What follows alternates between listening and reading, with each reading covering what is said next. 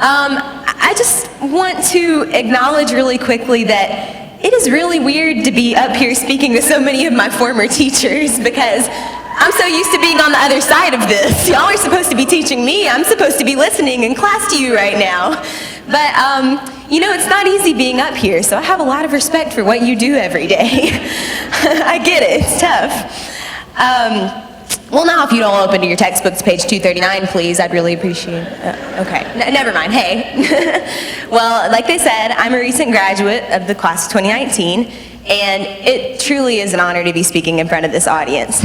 I have so much respect for you as teachers, for what you do every day as mentors, and I appreciate all the hard work that you all put into educating and inspiring the students of the city school system.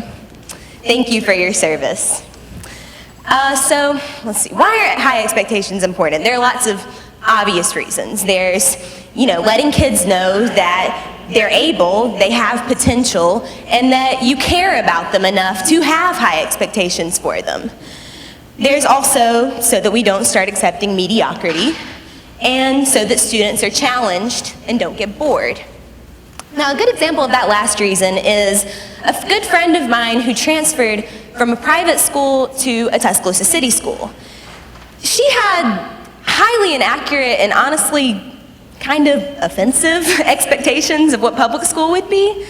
And she came into her freshman year thinking everything would be a piece of cake, be a breeze. She didn't have to put any hard work in. She wouldn't get any homework, no late assignments. It was fine. You know, it's public school. It's easy, right?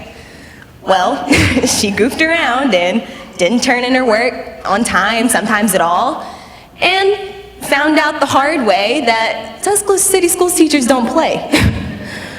They do not. She found out what the expectations of her were, and she struggled to go back to the student she was, the straight A student, always meeting her expectations, but she didn't mess around after her first report card came back. She ended up getting straight A's for the rest of her high school career and graduated in the top 10 of her class. And if that doesn't demonstrate what high expectations can do for a student, I don't know what does.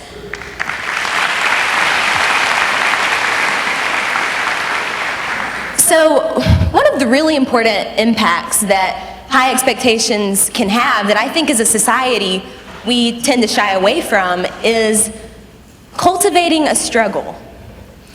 In preparation for this speech, I decided to interview a former teacher that I feel had some of the highest expectations for me throughout my education.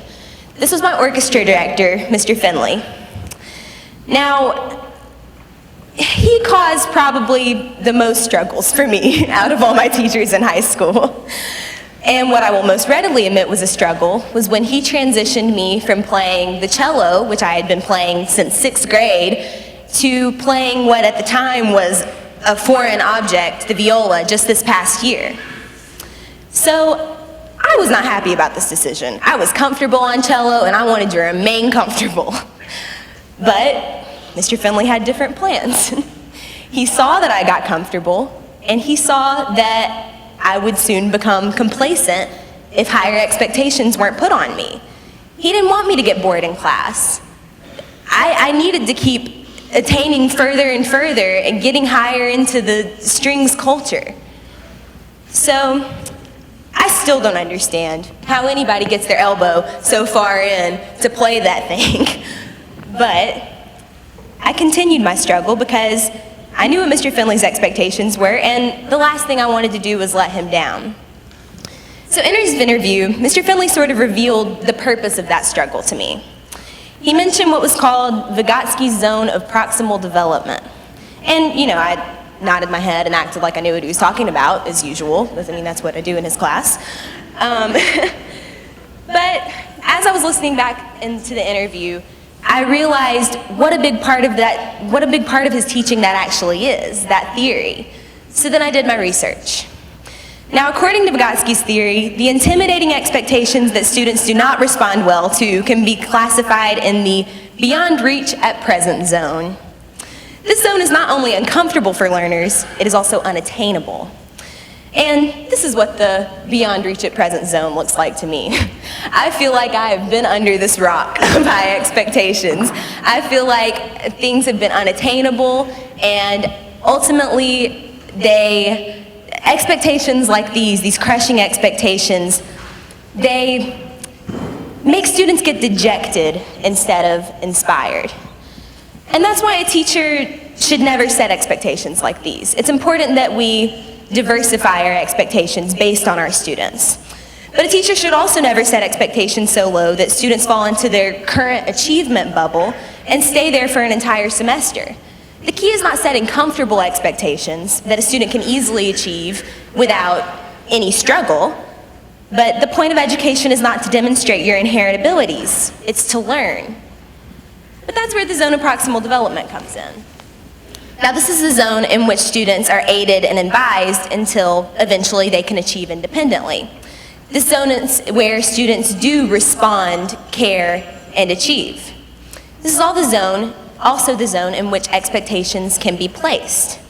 The key is discomfort. Discomfort falls into the zone of proximal development where true learning occurs. Now, you can see on that kid's face that he's not comfortable. He's not going to be able to hold that rock forever, but he's getting stronger, just like students who are given high expectations and have to struggle to achieve.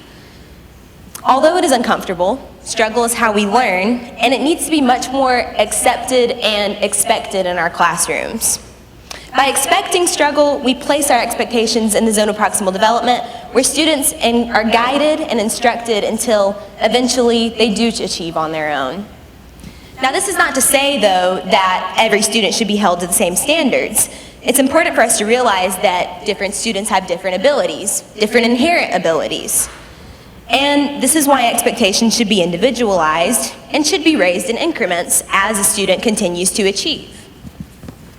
It's also important, I cannot stress enough how important it is to get our students passionate about what they're doing in the classroom, passionate about the subjects they're learning. Now, Mr. Finley tries to instill the passion he has for music into all his students, and eventually it becomes a situation where practicing isn't something you do because it's required for the class or because you need to do well on a solo to get a good grade on it for strings class, for orchestra. It's something you do because you love it. You're a musician now. You're passionate about it. And that's what needs to happen in every classroom.